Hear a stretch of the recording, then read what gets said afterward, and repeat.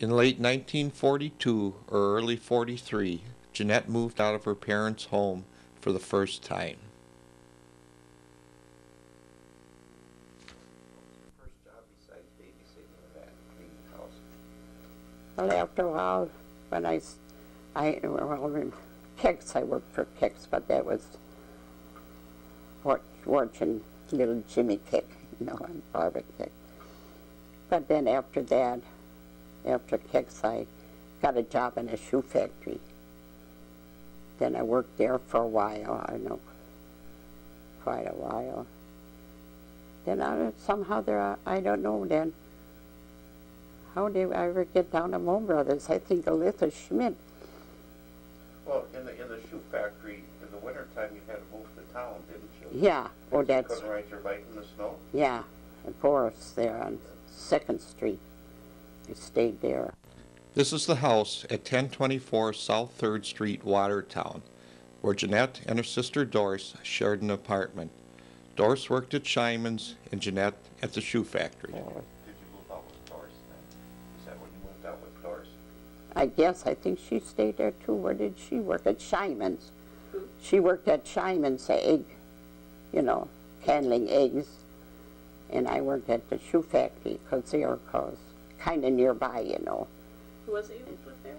Hmm? Who was it you lived with there? Didn't you rent an apartment together? Yeah, there. That was nearby, the shoe factory and that. Yeah. So we didn't have to drive. We just walked. How long did you live with Doris? Oh, let's see. How long did we do that? Who did you live with again? Doris, because, it was hard to drive out in the country and then trying to get to work because Pa would never take us. And we didn't have a car, And so that's where her and I roomed.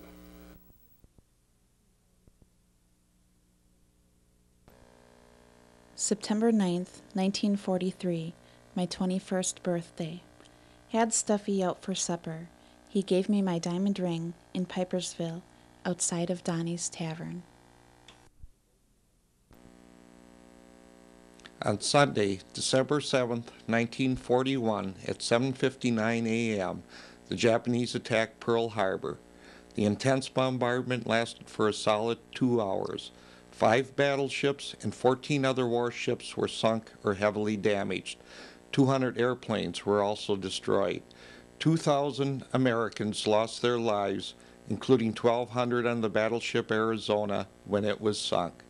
After this savage attack, the United States immediately declared war on Japan and 4 days later on Germany.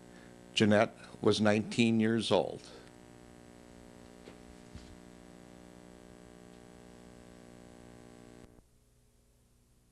One, two, three.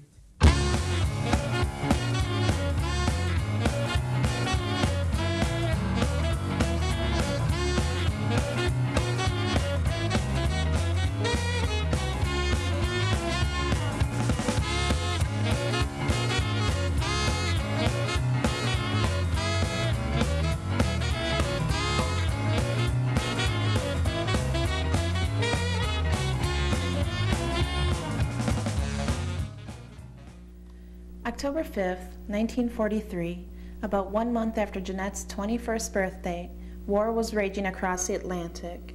While at home, just beginning her adult years, Jeanette became a Rosie the Riveter.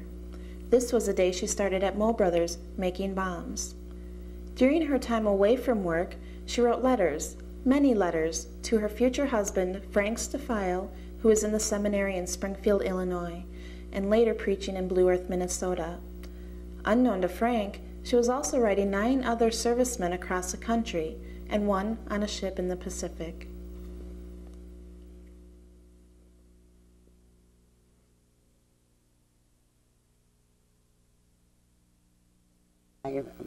Alyssa Schmidt got a job, then her and I went to Fort Eckerson. Where? At Mo Brothers. Mo Brothers? Mo Brothers, yeah. Then I worked there until... When you were at Mo Brothers, did you still live in Watertown then? Or did you move back Yeah. home? I got a room in during the... Because then Frank Albrecht used to pick us up, me up, by the mailbox. And Then you moved back home, huh? and then in the winter time, I got a room in Fort, because it was hard driving in the winter time.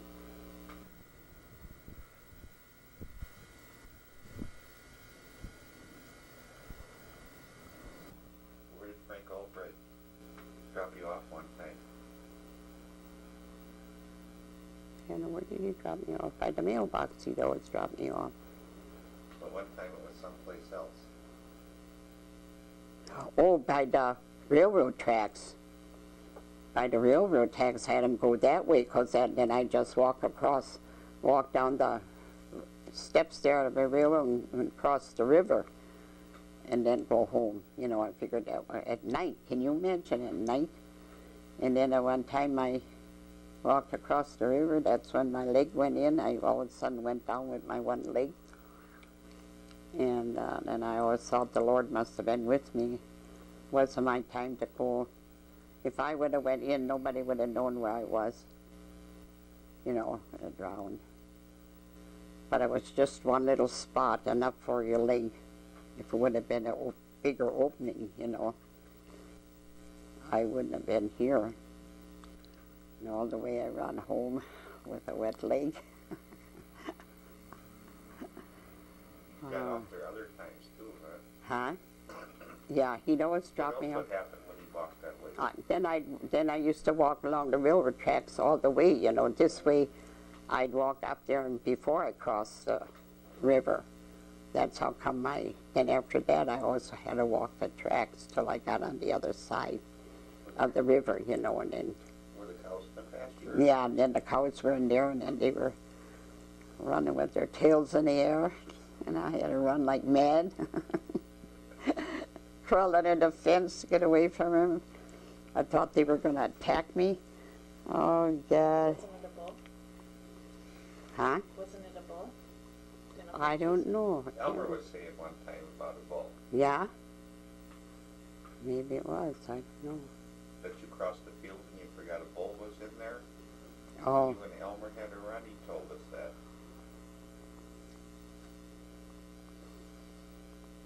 What did you do at Moe Brothers? Oh, I jiggled crates for bond pins to put in. What was it Made called? crates out of angles and bands. For what? And they were made, then they were like a square table-like. And we had to put a cover on and then push it down. And then when it came back, I was on the inside, you know, the table. And then when they came around by me, the legs were welded on, you know, I always had to pull them out of the jig and, you know, and then start another one, you know, I was turn. What were these parts used for? Huh? What were these parts used for that you made? For the bond fins to fit in. They were making war bonds then. They must have put them fins in there or something. The bombs? Mm-hmm. Some kind of bond fins that went in there. That was during the war when they made all that stuff. And after the war, then they closed down and made, oh God, but then I didn't go back. They made other stuff what they made before they changed it into war supplies.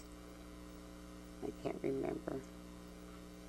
But then I didn't go back, you know. Then we were all kind of laid off, but then they called us, but then I didn't go back. So at one time when you were working there, you lived there, didn't you? At Fort? Yeah. Yeah, that was during the winter, you know, when I Who'd you live there with? Carolitha Schmidt once came, and then after a while her and I, then after a while she quit, but I kept on staying there.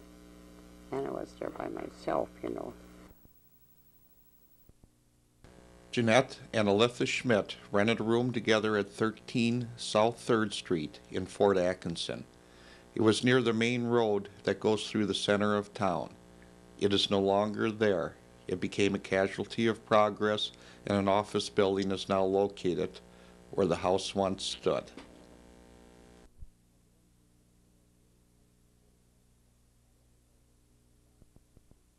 21-year-old Jeanette did her part in the war effort, not only by working in a bomb factory, but also by bringing joy through her letters to lonely servicemen.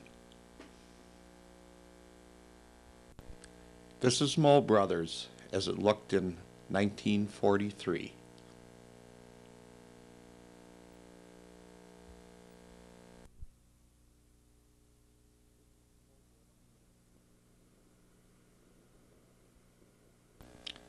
This is the Mo Brothers building as it looks today. The trees and shrubs are a lot bigger than they were in 1943, but the basic structure of the building looks the same. Mo Brothers is no longer in business. The factory is now occupied by a half dozen or so companies. I wonder if they realize the rich history that this place has.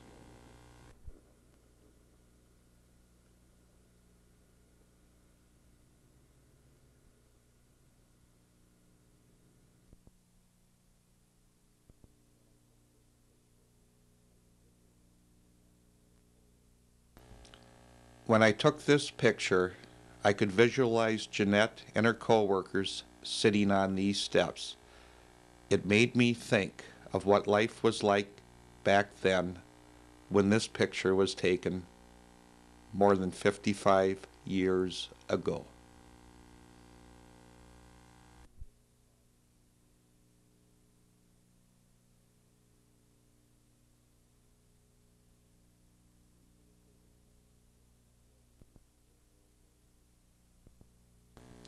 These are the servicemen that Jeanette wrote to during World War II.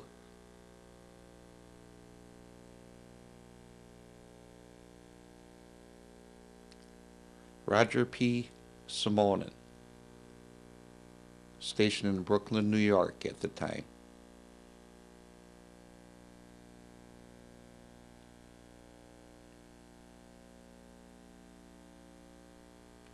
Private Donald L. Domke, Navy Pier, Chicago, Illinois.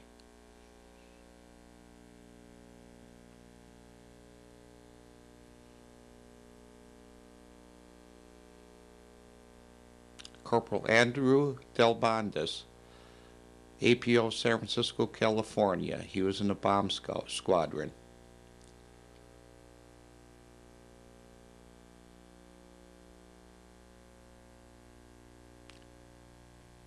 Corporal Clifford C. Smith, Laredo, Texas.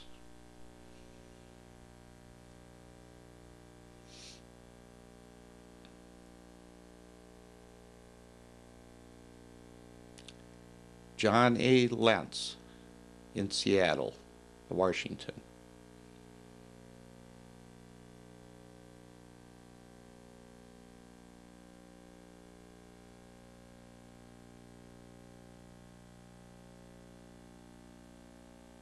Sergeant Willard Butch A. Engel in Rantoul, Illinois. Merrill M. Lanke, USS Prince William, battleship in the Pacific.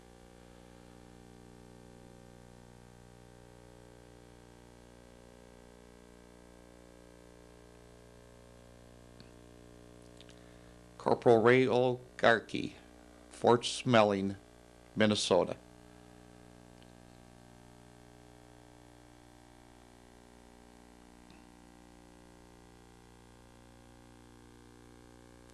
Gustav T. Schmidt, battleship APO, San Francisco, California. Private Francis Metzger, he was a Marine stationed in San Diego, California.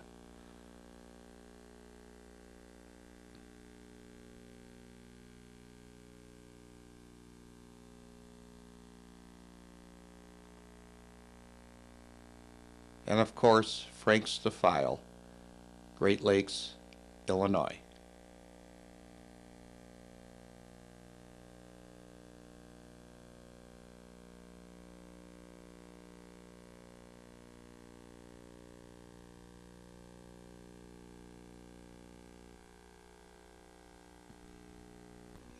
Here's a letter Jeanette received from Merrill Lemke when she was living in Fort Atkinson. He was the one on the battleship in the Pacific. This is a picture of Merrill, one of the few we have of the soldiers she wrote to.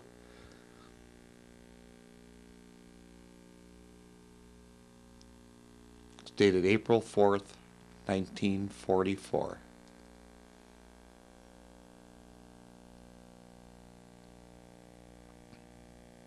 It reads, Dear Jenny, I just received your letter of the 15th and was glad to hear from you. It only took a month and a half to get to me, so that isn't too bad. Did you receive my letter yet? Well, I haven't been doing too much for excitement lately, but was on the beach a couple of days ago and had quite a bit of fun. I went swimming, and even though the water was a little cold, it was still plenty okay. I even had a couple of vodkas in memory of you. Plenty good stuff. I suppose you're still working hard at Moe's and giving the foreman a bad time. I guess my dad is one now, too. Him and George are still giving you and Smitty a lot of trouble, I bet. Give my regards to Smitty and tell her to have one on me. What about all these servicemen you wrote to? Oh, God, there were servicemen that wrote. Do you remember some of their names? Oh, I kind of forget. What did you say that one guy's name was? Butch? Oh, Butch Engel? yeah, Butch. Remember Butch? God, he wasn't a... See, how come I met him? Because through Doris, you know, and Deli Schmidt, they knew him. And then they recommended me or something. I went out once, called me, you know, to go out. With Butch? That's how come because he was in the service with Deli Schmidt. And that's when Doris went with him when you were in the beginning, the first boy or whatever. Anyway, that's how come that I met him, you know.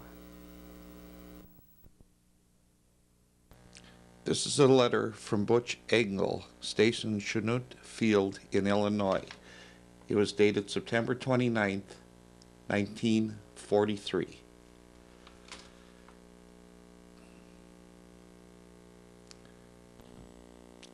This is Butch Engel.